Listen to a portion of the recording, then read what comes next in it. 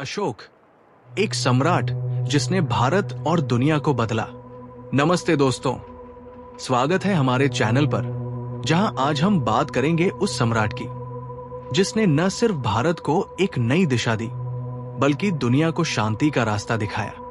यह है सम्राट अशोक की कहानी। एक योद्धा जिसने खून से इतिहास लिखा, और फिर एक संत जिसने इंसानियत की मिसाल कायम की। कालिंग युद्ध से लेकर देश के विकास तक, उनके सुधारों से लेकर समाज में बदलाव तक, आज हम जानेंगे कि अशोक ने क्या क्या किया जो उन्हें दुनिया का पहला ऐसा राजा बनाता है जिसने अपने देश के विकास को सर्वोच्च प्राथमिकता दी। तो तैयार हो जाइए अपने गौरवशाली इतिहास की इस यात्रा के लिए। चलिए शुरू करते हैं अशोक का प्रारंभिक जीवन और सत्ता की शुरुआत। अशोक का जन्म 304 ईसा पूर्व में हुआ था, मौर्य सम्राट बिंदुसार और उनकी पत्नी धर्मा के यहाँ। बिंदुसार के कई बेटों में से अशोक एक थे, लेकिन उनकी मां कोई रानी नहीं, बल्कि एक साधारण महिला थी। कहते हैं कि अशोक का रूप बहुत आकर्षक नहीं था, लेकिन उनकी बुद्धि और साहस बेजोड़ थे। बचपन से ही वो युद्ध कला और शासन के गुर सीखते थे। बिंदुसार ने उन्हें उज्जैन का उपराजा बनाया, जहां उन्होंने विद्रोहों को कुचला। फिर तक्षशिला में विद्रोह हुआ और अशोक ने उसे शांत किया। 273 ईसा पूर्व में बिंदुसार की मृत्यु के बाद अशोक ने अपने भाइयों से सत्ता के लिए संघर्ष किया। कहते हैं कि उन्होंने अपने बड़े भाई सुषमा सहित कई भाइयों को हराया और 268 ईसा पूर्व में मौर्य सिंहासन पर बैठे। शुरुआती सालों में वो एक क्रूर शासक थे, लेकिन कालिंग युद्ध ने उनकी जिंदगी बदल दी। कालिंग युद्ध, हिंसा से शांति की ओर। 261 ईसा पूर्व में अशोक ने कालिंग पर हमला किया। कालिंग, जो आज का ओडिशा और आंध्र प्रदेश का हिस्सा है, एक समृद्ध और आजाद राज्य था। युद्ध दहौली की पहाड़ियों के पास दया नदी के किनारे लड़ा गया। मौर्य सेना ने कालिंग को हरा दिया, लेकिन कीमत थी 2.5 लाख जिंदगियां, 1 लाख मरे, 1.5 लाख बंधक बने। दया नदी खून से लाल हो गई। इस रक्तपात ने अशोक को झकझोर दिया। उन्होंने सोचा, ये जीत नहीं, हार है। और फिर उस पल में अशोक ने हिंसा छोड़ दी और बौद्ध धर्म अपनाया। ये उनके जीवन का सबसे बड़ा मोड़ था। इसके बाद उन्होंने अपने शासन को देश के विकास और लोगों की भलाई के लिए समर्पित कर दिया। भारत में अशोक के सुधार, विकास का नया युग। अशोक का शासन 268 से 232 ईसा पूर्व तक चला, और इन 36 सालों में उन्होंने भारत को एक नई पहचान दी। वो दुनिया के पहले राजा थे जिन्होंने युद्ध की जगह विकास को चुना। आइए जानते हैं उनके सुधारों की पूरी कहानी। सड़कें और बुनियादी ढांचा। अशोक ने पूरे साम्राज्य में सड़कों का जाल बिछाया।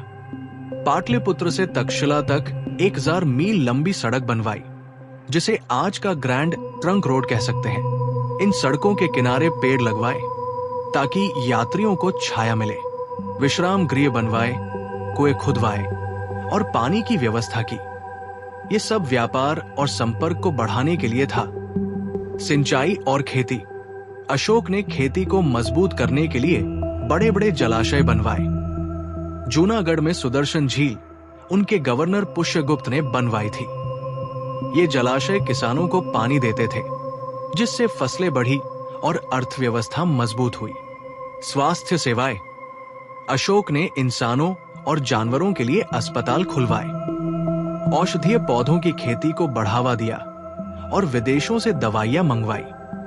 ये दुनिया में पहली बार था जब किसी राजा ने अपने लोगों की सेहत को इतनी प्राथमिकता दी। शिक्षा और नैतिकता। अशोक ने अपने शिलालेखों के जरिए लोगों को पढ़ाया।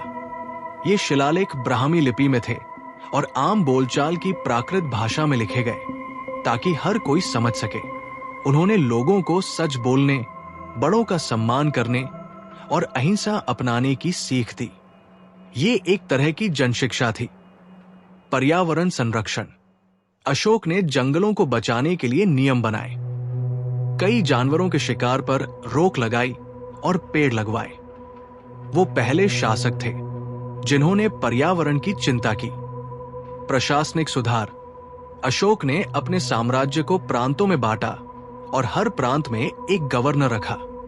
उन्होंने धम्म महामात्र नाम के अधिकारी बनाए जो लोगों की समस्याएं सुनते थे और उनकी मदद करते थे। ये एक ऐसा प्रशासन था जो लोगों के लिए काम करता था, न कि सिर्फ राजा के लिए। अंतर्राष्ट्रीय प्रभाव।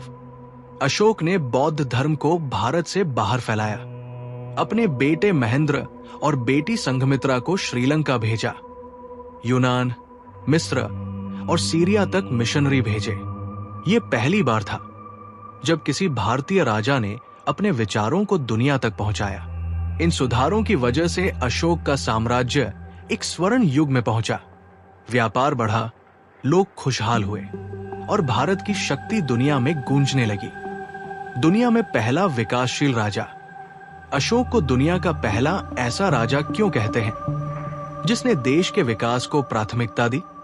क्योंकि उस समय के बाकी राजा युद्ध और विलासिता में डूबे थे, लेकिन अशोक ने अपने लोगों की भलाई को चुना। सड़कें, अस्पताल, शिक्षा, पर्यावरण, ये सब आज के आधुनिक देशों की नींव है। अशोक ने 2300 साल पहले वो कर दिखाया जो आज के नेता करने की कोशिश करते हैं। उनकी नीतियां इतनी दूरदर्शी थी कि वो आज भी प्रासंगिक है। क्या अशोक के शासन में जातिवाद को बढ़ावा मिला? अब सवाल यह है कि क्या अशोक के समय जातिवाद को बढ़ावा मिला? जवाब है नहीं। अशोक ने अपने शिलालेखों में बार बार कहा कि सभी लोग बराबर हैं। उनके धर्म में जाति, वर्ण या कुल का कोई भेद नहीं था। वो चाहते थे कि ब्राह्मण, क्षत्रिय, वैश्य, शूद्र सब एक साथ मिलकर रहें। उन्होंने बौद्ध धर्म को अपनाया जो उस समय जातिवाद के खिलाफ था। बौद्ध संघ में हर वर्ग के लोग शामिल हो सकते थे। हालांकि कुछ इतिहासकार कहते हैं कि अशोक के बाद उनके वंशजों के समय में जातिवाद फिर से उभरा क्योंकि बौद्ध प्रभाव कम हुआ और ब्राह्मणवाद मजबूत हुआ। लेकिन अशोक के शासन में ऐसा कोई सबूत नहीं है कि उन्होंने जातिवाद को बढ़ावा दिया, बल्कि वो इसे खत्म करना चाहते थे। क्या ब्राह्मणवाद और अंधविश्वास को बढ़ावा था? अशोक के समय ब्राह्मणवाद और अंधविश्वास का क्या हाल था? अशोक ने बौद्ध धर्म अपनाने से पहले वैदिक परंपराओं का पालन किया होगा क्योंकि उनके दादा और पिता ने ऐसा किया था। लेकिन कालिंग युद्ध के बाद उन्होंने बौद्ध धर्म को चुना जो अंधविश्वास और बलि प्रथा के खिलाफ था। उनके शिलालेखों में लिखा है कि वो पशु बलि और अनावश्यक रस्मों को रोकना चाहते थे। अशोक ने ब्राह्मणों का सम्मान किया, लेकिन उनके अंधविश्वास को बढ़ावा नहीं दिया।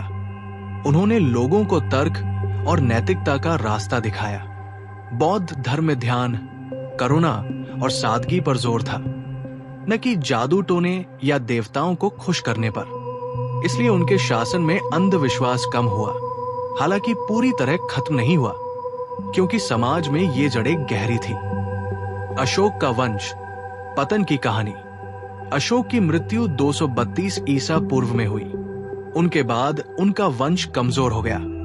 आइए देखें उनके वंशजों ने क्या किया। दशरथ मौर्य 232 से 224 ईसा पूर्व। अशोक के बेटे दशरथ ने 8 साल शासन किया। वो कमजोर शासक थे। उनके समय में क्षेत्रीय शासक मजबूत हुए। संप्रति 224 से 215 ईसा पूर्व। दशरथ के बेटे संप्रति जैन धर्म के भक्त थे। 9 साल शासन किया, लेकिन साम्राज्य सिकुड़ता गया। शालिशुक 215 से 202 ईसा पूर्व। 13 साल तक शासन किया। विद्रोह बढ़े और मौर्य प्रभाव कम हुआ। देववर्मन 202 से 195 ईसा पूर्व। 7 साल शासन किया। साम्राज्य और कमजोर हुआ। शद्धनवन 195 से 187 ईसा पूर्व। 8 साल शासन किया।